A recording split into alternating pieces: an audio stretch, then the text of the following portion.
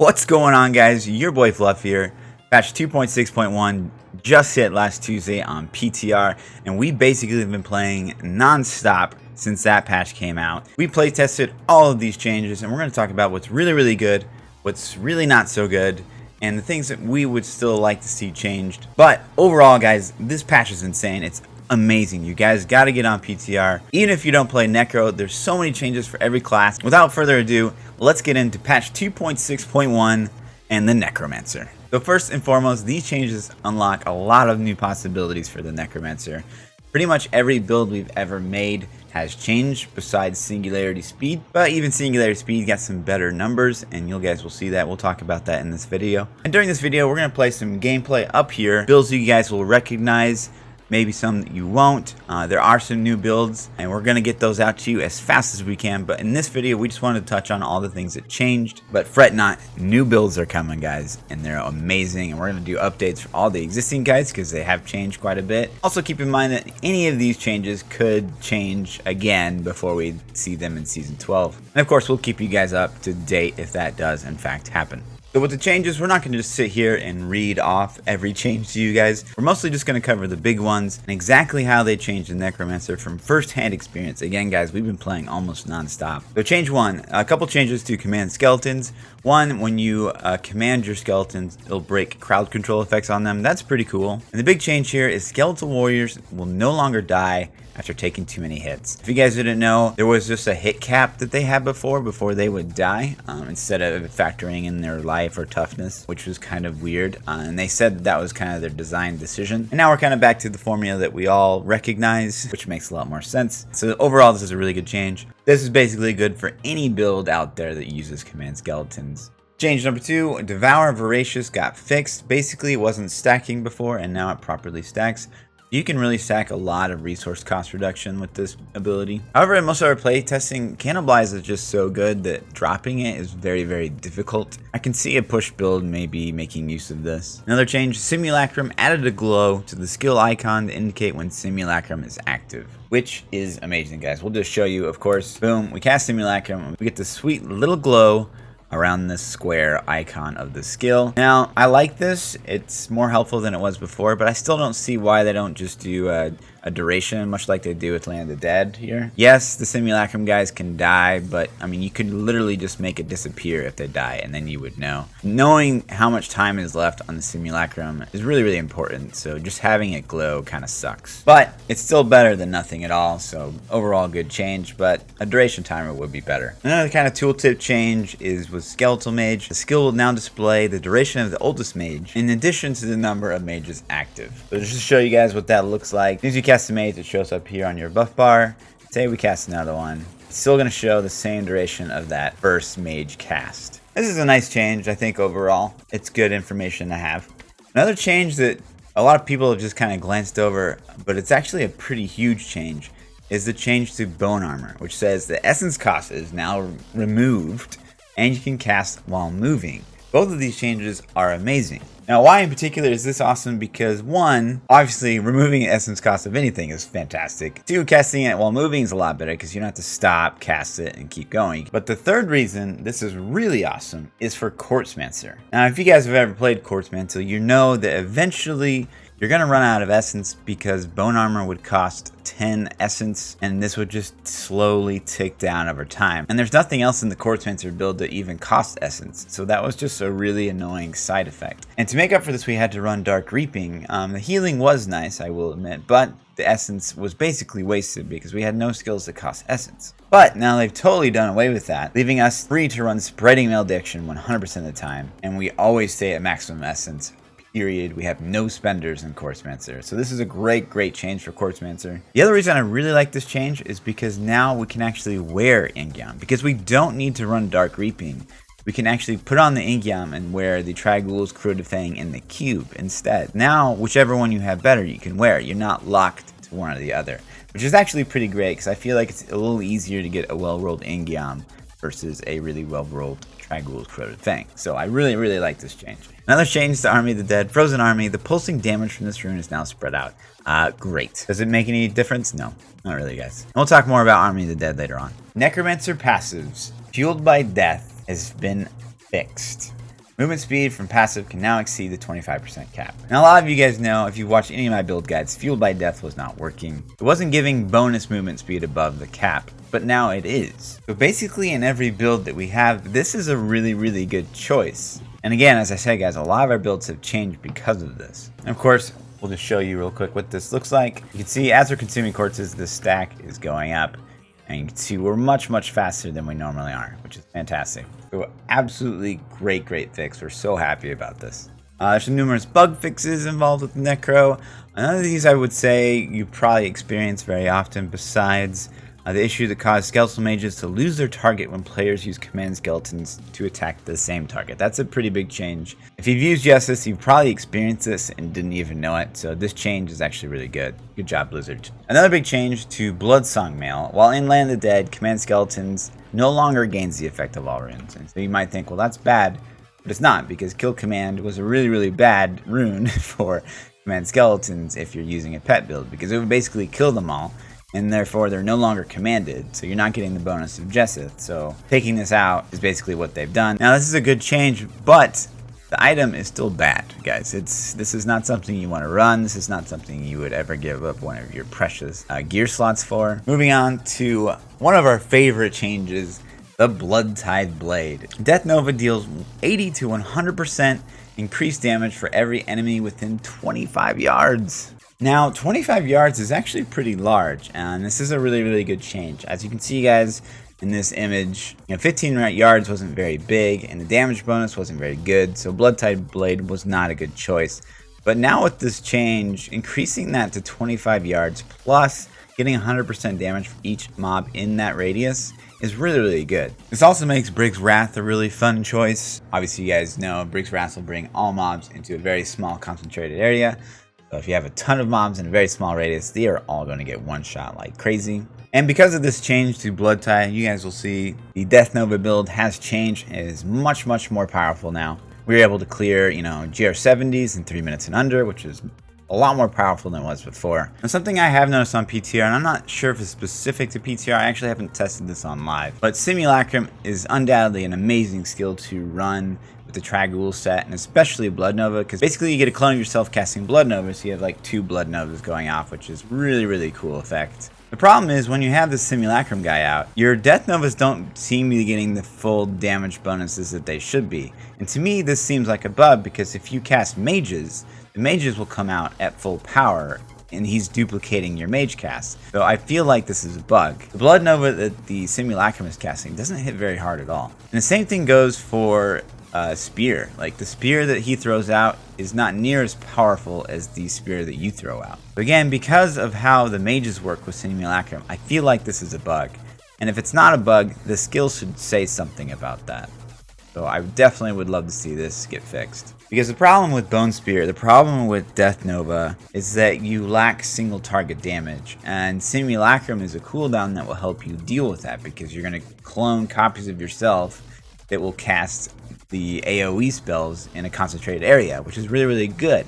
So Simulacrum is a really cool skill in that regard.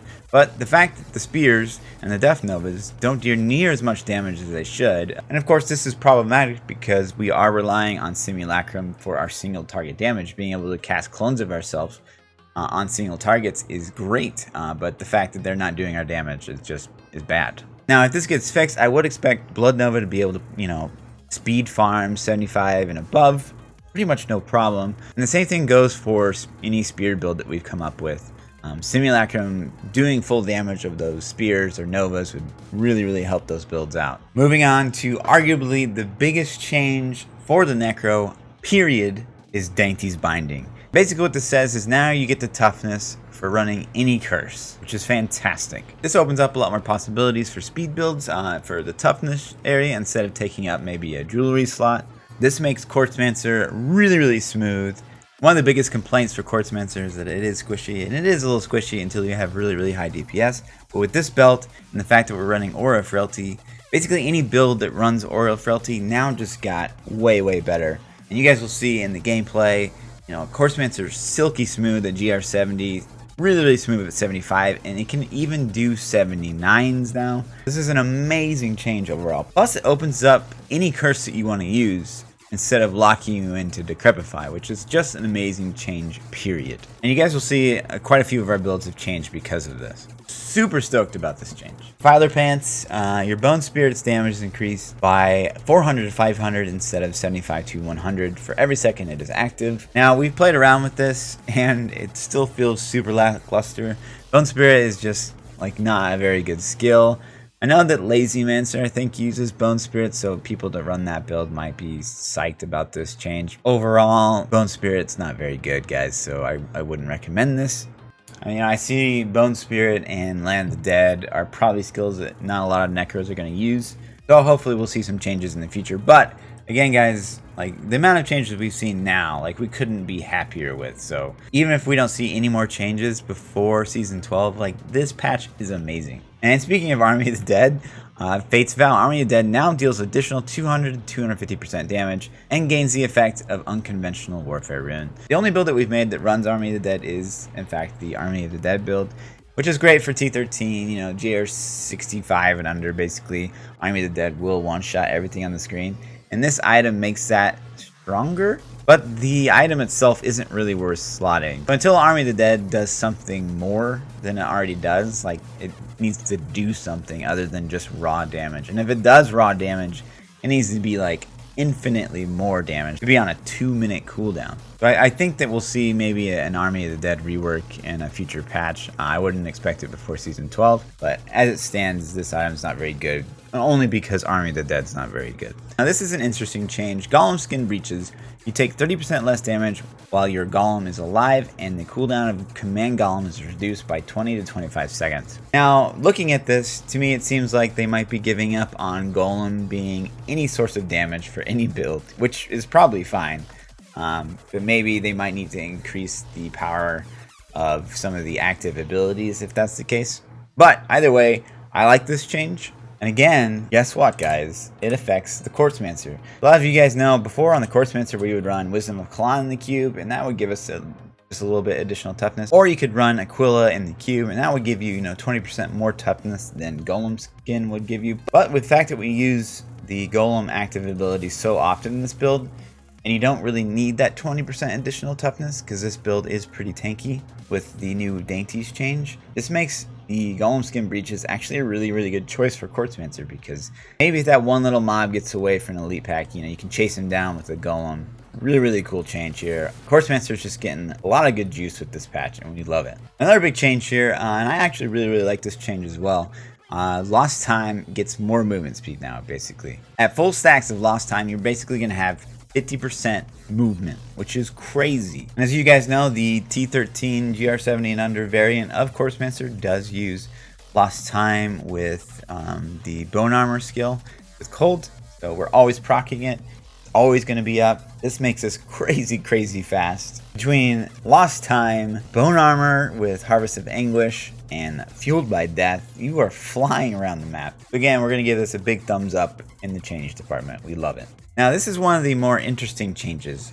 Ledger's Disdain. Grim Scythe deals an additional 65 to 80% damage for each point of essence it restores. Now, one of the new builds that we'll be coming out with in the next few days is a generator build that uses Grim Scythe for its primary source of damage. And this is a push build, so we're able to do, GR 100. It is a crazy trash killer. It's basically the complete opposite of the Trag push build. You're not hunting for elites, you're basically hunting for density, which I definitely prefer. And we'll leave a sneak peek of the gameplay up above as we talk about this. But overall, really good change. Now, with this change, there's some other things we'd like to see changed. Looking through the Necromancer skills, there's not a really great way to kind of expend all your resource.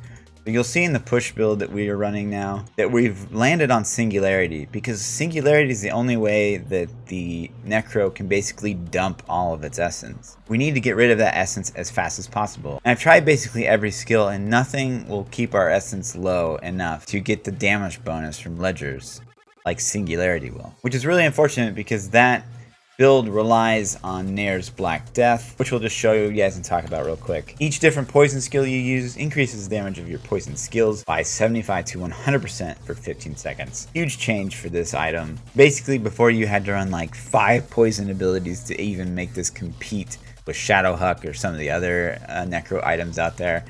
And now it's much more powerful. And we do use this in the new push build. So it'd be great if maybe Contamination Rune on Skeletal Mage would expend all essence, because that would be a poison skill. It also kind of stays wherever you want it to. So this is actually would be a pretty good rune in this setup, just because you'd be getting the full damage bonus inside your Inarius kind of bone NATO. If Contamination on Skeletal Mage somehow consumed more essence, that would be a really amazing change. Or you could just make, you know, like a Death Nova rune. You've got 2 poison runes here, and this one's not very good, Unstable Compound. Even just making this expend all essence somehow, or just giving Necro a way to spend more essence other than maybe Singularity would be a really good change with Ledger's Disdain. But still, it's another option for pushing. Again, Weathin on PTR has actually cleared up to 104 with it. He came and streamed the other day, the same time that we were kind of building the build. And there's nothing stopping it from doing a little bit more. You're just gonna have to farm for really good density. But I would rather farm for density than farm for perfect elite packs like you do in the Bloodlance build. Another pretty nice change is the Maltorious Petrified Spike. Bone Spear now costs 40 essence and deals 550 to 700% increased damage as opposed to 375 to 450. Basically a 250% damage increase. Now this is really great for, you know, the one-shot spear build. I was able to farm GR70 now pretty much no problem. But we've actually come out with a different variation using Teeth. It's a lot of fun to play, very fast. And of course we'll showcase that build for you guys within the next week. But it's a ton of fun to play, and we can't wait to show it to you guys. So overall, much needed change for the spear build. And we'll get into the Pestilence set. This one's pretty interesting. Mask of Scarlet Death. It will try to pick the most powerful dead minion on the ground as opposed to just picking one. I'm not sure how it was doing it before, which is a nice change, I guess, if you like to run Revive. This might be a better change for like the Blood Thorns Revive build. But that's pretty much the only build out there that we've seen that makes use of the Revive skill. I do think that maybe if Revive gets more attention and becomes a good skill, then Army of the Dead might become a better skill, because if you have a ton more mobs on your screen rocking the 2-piece Rathma, maybe Army of the Dead would be better, but we'll see. Now this is one of my favorite changes as well, Scythe of the Cycle. Your secondary skills deal 350 to 400% additional damage while Bone Armor is active, reduced, blah blah. You guys know how Scythe of the Cycle works, but basically we get 100% more damage on Scythe of the Cycle. Now this is really nice for Rathma push build.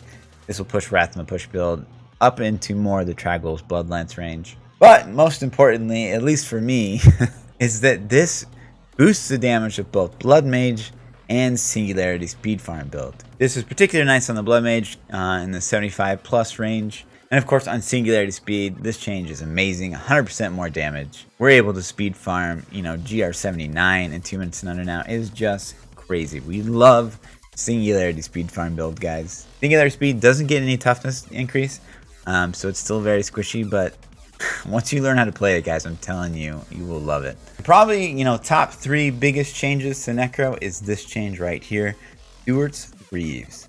You gain 75% to 100% increased movement for 10 seconds after using Blood Rush. This basically makes any build for the Necro, whatever skill you love, you can basically make any setup into a T13 speed farm build with just these boots. These boots are insanely fast. Really good change. This makes Blood Mage an absolute bounty powerhouse, guys. Just insane bounty speed farm times. But these boots, in basically anything, makes them really good at bounties. Blood Nova, very good. But overall, amazing change. We love this change. This change actually kind of makes us feel bad though, because we feel like other classes should have something like this. Now this one's interesting because before, anytime you consume a corpse, you know, whether it be through Devour or Corpse Explosion, Corpse Lance, any corpse ability, you gain a stack of Macabre Knowledge. And then a Macabre Knowledge would increase your damage while outside of the Land of Dead using those corpse skills by up to 200%. But that's been reworked. Now you get 50 stacks of Macabre Knowledge just after Land of the Dead expires. Now this is both good and bad. As you guys know, if you're, you know, spamming Corpse Explosion, spamming Corpse Lance, or spamming Devour, you can get those Macabre stacks up pretty high. So while you're outside of Land of the Dead, your power would be much more consistent, which was really good. But as soon as you pop Land of the Dead again, that additional damage would be ignored, and that's what they've kind of remedied here. What that means is, say you have stacks of Macabre left and Land of the Dead is back up, you will get the damage bonus while you're in Land of the Dead, which is really, really powerful. But the fact that it's only 50 stacks means you probably won't have any stacks by the time you're ready to enter Land of the Dead again. So that kind of forces this item into just a speed farm item, which is fine, because again, this helps Corpsewhisper immensely, because Corpsewhisper, you're running high cooldown, you're running Ingyam, so the likelihood that you're going to get Land of the Dead up before your stacks are gone is pretty high. So that makes this really, really good, and especially if you get something like a Channeling Pylon. Oh my god. As if you weren't a god enough on Corpsewhisper when you got a Channeling Pylon, this makes it so you're like the god of gods. It's insane. Overall, you know, moving this into just the speed farm category, we're not a crazy fan of that. If you gave it maybe like 75 stacks, 100 stacks, that would definitely make a big difference. Because 50 stacks, it feels a little on the low end. Now then, moving on to the sets. Dragules, the 6-piece changed. Your life spending abilities basically don't cost twice as much life anymore. Most people have probably only played Dragules for either Blood Mage or the push build, and so you might not have noticed too much on the life spending cost, but something like Blood Nova, this is a huge change, and overall a really, really good change, I feel. And then the Pestilence set, the 6-piece change. The 6-piece says each corpse you consume grants you an empowered Bone Spear charge, increases the damage of your next Bone Spear by 3000%. That's the same. In addition, Corpse Lance and Corpse Explosion damage is increased by 1500%. Now, I both like and dislike this. That increased Corpse Lance damage is really, really good. I really, really like that change. I think it's smart to keep Corpse Lance damage on the 6-piece, and the 2-piece Pestilence says you fire a Corpse Lance when you basically consume a corpse. So this has really, really good synergy with the 2-piece. And this change, you know, makes the new Teeth build that we've come up with possible. So overall, really, really like this change. But that secondary one is what I have a problem with. Corpse Explosion damage is increased by 1500%. That seems to me to be such an afterthought. Corpse Explosion is really not good to use with the Pestilence set, and if it is meant to be good with the Pestilence set, the Corpse Explosion damage would need to be higher, because you would just run an Arius and get a much, much better damage bonus and much, much better armor effects than running Pestilence 6-piece. So, good and bad change at the same time. I don't think Corpse Explosion belongs in the Pestilence set at all. But, I mean, I do like the Corpse Lance damage here. They might go back to the drawing board on this one based on community feedback. But again, I just don't like Corpse Explosion damage here. Another huge change you guys might not have noticed, it says shields acquired by the Necro can now properly roll max essence. So guys, you're gonna need to get a new shield, a new Jessus shield after the patch. But this is a great, great change. This was what made the Jessus less damage than the Scythe of the Cycle plus Alacrity. But now Scythe of the Cycle rolls with 400% damage. So now Scythe of the Cycle will be the better choice, period. For damage. Just for damage, guys. But great change. We love this change. The last and subtle change that we didn't see in the patch notes is the fact that they finally changed the icon on the proc. We have to wait to die here. Come on, guys. Kill me. Templar, stop healing me. Now, as you guys can see, the icon finally changed. It now appropriately looks like the Final Service icon instead of the Mark for Death icon from Demon Hunter, which isn't a big change, but, you know, it's good. But, unfortunately, they didn't change Final Service, which really sucks. As you guys know, Final Service consumes your minions to heal you when you die, which is awful, because it's a double whammy as any minion running Necromancer. You basically die, plus you lose all your minions, so you're basically effed when this effect wears off for 4 seconds. Now, someone on the forums made a really positive suggestion, I think, that says it would heal you if you had minions active, so maybe it would heal you for 10% life for each minion that's active, and doesn't kill them. That would be a much, much more intelligent design. But unfortunately, it still eats your corpses, which really, really sucks. And another thing we were really hoping that they would change is Crispin, Sentence, and Wisdom of Colon. These have a default attack speed roll that basically makes them impossible to roll well. I have been playing, as you guys know, an insane amount of hours since Necro has come out, and I still haven't gotten a Wisdom of Colon that I can roll crit damage crit chance, socket, and attack speed. And the same thing goes with Chrisman. Not only is it rare, but it default rolls attack speed. So you can't even get something like a dream roll, like a cooldown, crit damage, crit chance. You have to get attack speed. So the best possible Chrismans we can get as attack speed, crit damage, cooldown reduction, socket. And while that's good on, maybe the pet builds, the non-pet builds where I'd rather have a dream roll, it's just not possible. Obviously, not every necro build is going to be a pet build, so having attack speed is not something you're going to want. So take the attack speed off these items, please, please, please. Maybe make the default roll a socket. That would be pretty neutral. Another thing that we were kind of hoping for was they would add maybe a Flacrity that increases the damage of Death Nova and Corpse Explosion by X amount if there are fewer than X targets in range or something. And maybe if they add more stacks to the Johnstone, Corpse Explosion single target would be in a better place. But as it stands right now, Corpse Explosion damage on like a Rift Guardian or a Juggernaut is just really, really bad. Another thing that we kind of wanted to see, and this is kind of a dream and it might be out there, but we wanted Blood Rush to maybe do damage and generate essence on one of its runes so that we could proc Focus and Restraint. That would make Focus and Restraint a lot better for a lot of different builds. I think that'd be a pretty cool change because basically no necro setup runs Focus and Restraint. It's just not good on the necro. But a change like that might make it more viable for something like a speed farm build. These are just things that we'd like to see. This is in no way like meant to come off as, oh, we didn't get this, we didn't get this. Guys, this patch is insane. This patch is maybe the best patch to hit Diablo in over a year. If you haven't tried Diablo in a while, I strongly recommend get on PTR.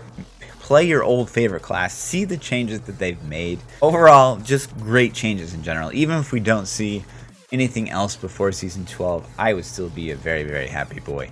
And we haven't even begun to test the other classes. We're super, super excited to give all the other classes a chance. And again, overall, we are so hyped for Season 12 with all these changes. But hopefully this gives you guys a good idea of the changes to expect in Season 12, if maybe you haven't had the time to do the testing yourself.